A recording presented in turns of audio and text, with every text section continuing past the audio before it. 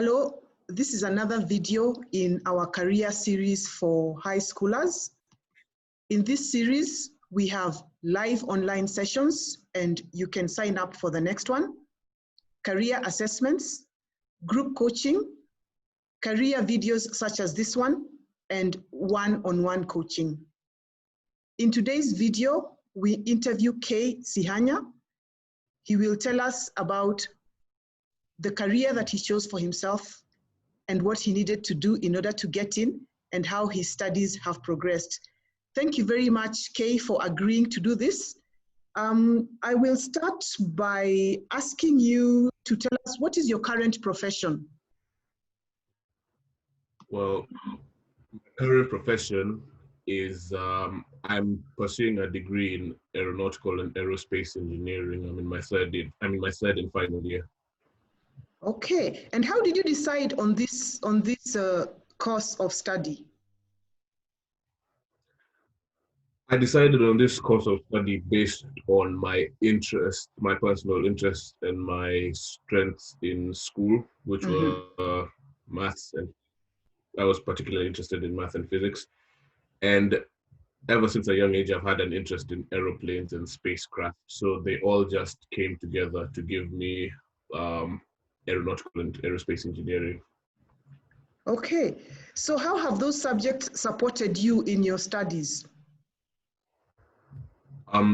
These subjects have supported me because, as you'd expect in engineering, mechanical related engineering, mathematics is a cornerstone. So you can't do any mechanical engineering related degree without having a fundamental understanding of math. Also, the physics in high school, physics was you're learning mainly about theories, which form another cornerstone in engineering. But in university, it becomes just mathematics. So you really have to. The mathematics is the most important subject you'll have if you want to pursue a degree in engineering. Other subjects which were pretty important were English, Kiswahili, and research and communication skills, because you have to be able to, as well as understanding the math and the theory behind functions and engineering principles, you have to be able to communicate with the people that you're working with, whether it's on a project or on a job site or something like that. So what sorts of things have you been studying in your course? Other than, you've talked about the importance of math and the importance of physics, but what sorts of things have you been studying?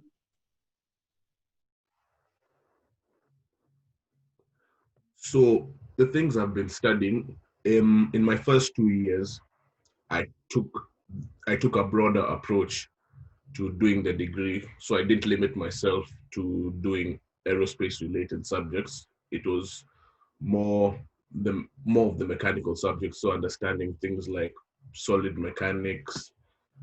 I also took an economics and management module in my second year, which you wouldn't expect in an engineering degree, but it's proved to come in handy. So it's the kind of education I've had has been general. It's not just been limited to math and physics. I've learned how to communicate because I took a research module. I've also had a law module, law and engineering, and that's become more and more important in the last 20 years because it's necessary that as engineers you have to know what the legislation is regarding the project that you're working on. Okay, thank you. So what did you find surprising about your course, if anything? Well, the most surprising thing I found out about it is how versatile this degree is. Because when you hear aeronautical and aerospace engineering, you're thinking about aeroplanes, maybe spacecraft, and that's a specific area. So you wouldn't expect to hear that people with aeronautical degrees are working in business fields. But the thing is, with an engineering degree, you can work in almost any field that requires a technical understanding or a management a management experience. So the thing that surprised me the most about this degree is the versatility. Okay, so what options are you considering? I understand that you're finalizing your studies. What options are you considering, or what options are available with the kind of degree that you are studying for? Well, right now my first option is go into postgraduate studies. So I'd like to do a master's in engineering as part of my education. Then the next step after that would be to look for a job for the first couple of years. Again, just like I've said before, this degree is really versatile. So I would, I'm not I'm not too bothered about getting a job that's in the engineering field necessarily, or aeronautical or whatever it is. I'm more just looking to get experience in the working environment. And then in the next 5, 10 years is when I can decide, do I still want to go into the field of engineering as an employee? Do I want to do research at a university or something like that? Or do I want to do something entirely different? Because that's the thing. Just because you've done your degree doesn't mean you're married to it. You'll always have other options, even doing another degree. Okay, thank you, Kennedy. And maybe one last question. If you were to advise a teenager who is considering engineering or aeronautical and aerospace engineering as a career, what advice would you give them?